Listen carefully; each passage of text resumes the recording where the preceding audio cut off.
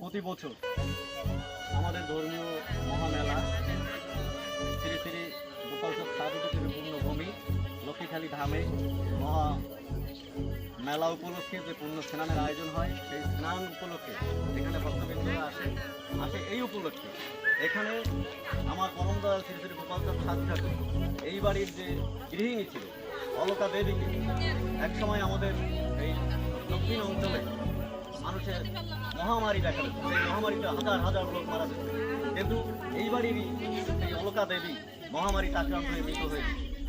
তখনই এই জায়গার সুধী সমাজ গোপালচক সাধুকে এখানে আনে এবং কীর্তনের মাধ্যমে এখানে অলকার দেহে প্রাণ সঞ্চার করে আমার পরম দয়াল শ্রী শ্রী গোপালচক সাধু ঠাকুর। এবং এই বাড়ির ধুলিতে অন্ন রান্না হয়েছিল, মহাপ্রসাদ হয়েছিল, উপস্থিত ভক্তরা সে প্রসাদ গ্রহণ করেছিল। এখান থেকে আমার পরম দয়াল শ্রী শ্রী গোপালচক সাধু ঠাকুর তার অলৌকিক কীর্তন নিদর্শন প্রথমেই এখান থেকে পৃথিবীব্যাপী দেখিয়ে দেন।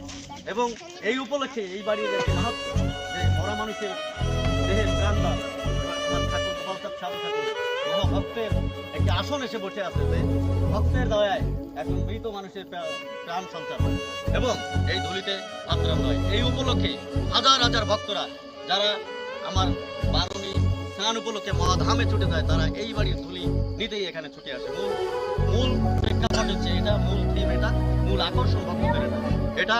আমার মহামধু আচার্য শ্রী শ্রী সাগরচাঁদ সাধু ঠাকুরেরও এখানে সুনজর রয়েছে। তার ওই পূর্ণধামেই পদচারণা করতে হয়, যেহেতু মহা একটি আয়োজন, সেই ক্ষেত্রে আমরা যারা আছি আমাদের দিয়ে সেই ধামটাকে, এই ভক্ত সেবা আশ্রমটাকে ভক্ত সেবা করার জন্য আমাদের দ্বারাই পরিচালিত করে।